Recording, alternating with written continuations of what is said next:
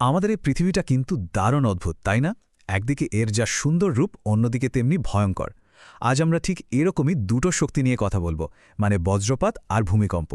চলুন দেখা যাক এর পেছনের বিজ্ঞানটা আসলে কি বলে। প্রশ্নটা শুনে অদ্ভুত লাগছে, তাই না? কিন্তু বিশ্বাস করুন, শীতকালের সোয়েটারের সাথে আকাশের ওই ভয়ঙ্কর বজ্রপাতের একটা দারুণ যোগাযোগ আছে। চলুন এই রহস্যটাই আজ খুঁজে বের করা যাক। বিজ্ঞানে তো আমরা যাবই, কিন্তু তার আগে চলুন একটু পেছনে ফিরে যাই। এমন এক সময় যখন মানুষ ভাবত যে দেবতারা রেগে গিয়ে আকাশ থেকে বজ্র ফেলেন আর পুরো পৃথিবীটা নাকি দাঁড়িয়ে আছে একটা ষাঁড়ের শিংয়ের ওপর। বেশ মজার, তাই না? একটু ভাবুন তো সেই সময়টার কথা। চারদিকে ঘুটঘুটে অন্ধকার, কোনো বিদ্যুৎ নেই, আর হঠাৎ করে আকাশ ছিঁড়ে নেমে এলো ওই আলোর ঝলকানি। মানুষের মনে কি পরিমাণ ভয় আর বিস্ময় যে তখন হতো, সেটা শুধু অনুমান করা যায়। মনে হতো দেবতারা বোধহয় তাদের উপস্থিতি জানান দিচ্ছেন, বেশ ভয়ঙ্করভাবে। সাধারণ মানুষ ভাবত নিশ্চয় দেবতারা রেগে গেছেন, তাই এ শাস্তি দিচ্ছেন। আসল কথা হল, প্রকৃতির ওই অজানা শক্তির কাছে মানুষ তখন কতটা অসহায় ছিল, এটা তারই একটা প্রমাণ। ঠিক একইভাবে যখন হঠাৎ করে মাটি কেঁপে উঠত, তখন মানুষ কি ভাবত? তারা তো বিজ্ঞান জানত না, তাই তারা গল্প তৈরি করত। যেমন একটা ষাঁড় নাকি পৃথিবীকে শিংয়ের ওপর বয়ে নিয়ে বেড়াচ্ছে। যখন ষাঁড়টা ক্লান্ত হয়ে এক শিং থেকে অন্য শিংয়ে পৃথিবীটাকে পাল্টে নিত, ঠিক তখনই নাকি ভূমিকম্প হতো। এই গল্পগুলো আসলে প্রকৃতির এই বিশালতাকে বোঝার একটা চেষ্টা ছাড়া আর কিছুই না। ভাবা যায় এই সাধারণ সংযোগটা বুঝতে মানুষের কত সময় লেগেছে। খ্রিস্টপূর্ব ৬০০ অব্দে প্রাচীন গ্রিকরা অ্যাম্বার ঘষে স্থির বিদ্যুৎ আবিষ্কার করে। কিন্তু ওই স্থির বিদ্যুতের সাথে যে আকাশের ওই বিদ্যুতের একটা যোগাযোগ আছে, সেটা বুঝতে বুঝতে চলে এলো ১৭৫২ সাল, বেঞ্জামিন ফ্র্যাঙ্কলিনের সময়। মানে ২০০০ বছরেরও বেশি সময়ের এক লম্বা যাত্রা। বেশ, অনেক তো গল্প শোনা হলো, এবার চলুন সরাসরি বিজ্ঞানে ঢুকে পড়ি। শুনতে যতই জটিল লাগুক না কেন, বজ্রপাতের পেছনের নীতিগুলো কিন্তু খুবই সহজ। আমাদের চারপাশে এর উদাহরণ রয়েছে। বিজ্ঞানের শুরুটা হচ্ছে দুটো সরল নিয়ম দিয়ে। প্রথম নিয়মটা কি?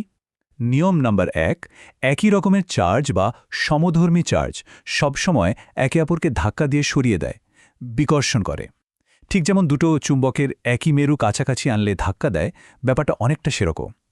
এই যে দুটো বেলুন দেখা যাচ্ছে, দুটোকেই যদি একটা উলের কাপড় দিয়ে ঘষা হয়, তাহলে দুটোতেই একই চার্জ তৈরি হবে। আর তারপর যখনই এগুলোকে কাছাকাছি আনার চেষ্টা করা হবে, দেখুন কিভাবে একটা আরেকটাকে ধাক্কা দিয়ে সরিয়ে দিচ্ছে, স্পর্শ করার আগেই। এটাই হলো বিকর্ষণ।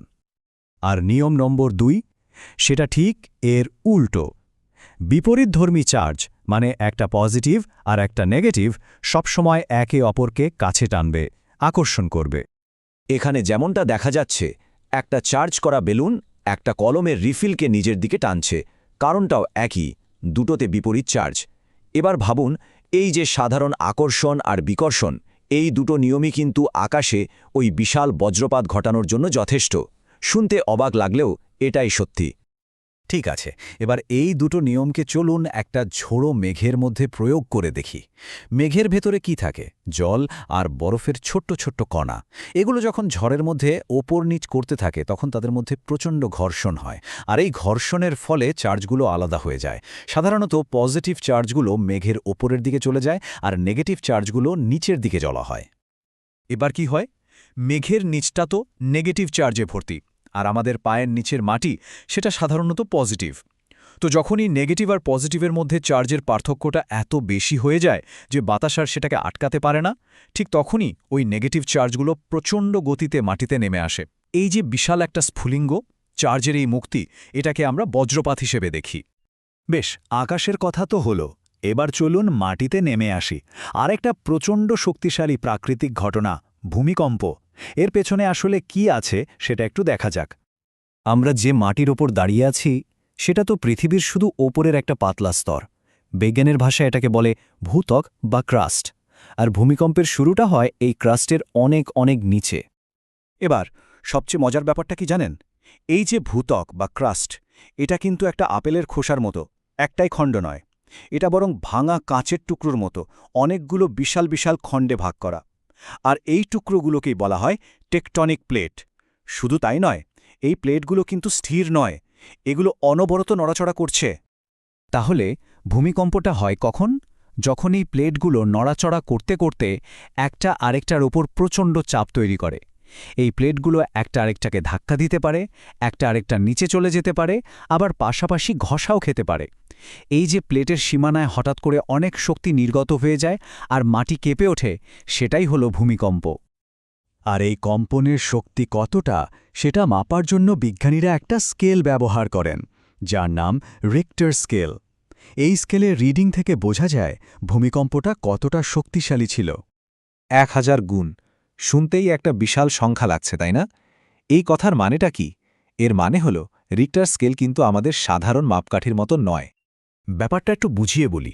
রিক্টার স্কেলে যখন 1 মাত্রা বাড়ে, ধরুন 4 থেকে 5 হলো, তখন নির্গত শক্তির পরিমাণ প্রায় 32 গুণ বেড়ে যায়। তাই 4 মাত্রার ভূমিকম্পের চেয়ে 5 মাত্রার শক্তি 32 গুণ বেশি। আবার 5-এর চেয়ে 6-এর শক্তি আরও 32 গুণ বেশি। ফলে 4-এর থেকে 6 মাত্রার একটা ভূমিকম্পের ধ্বংস করার ক্ষমতা প্রায় 1000 গুণ বেশি হয়ে যায়। এবার বোঝা যাচ্ছে তো কেন 7 বা তার বেশি মাত্রার ভূমিকম্পগুলো এত ভয়াবহ হয়। বেশ, বিজ্ঞানটা তো বোঝা গেল, কিন্তু শুধু বুঝলেই তো হবে না, তাই না?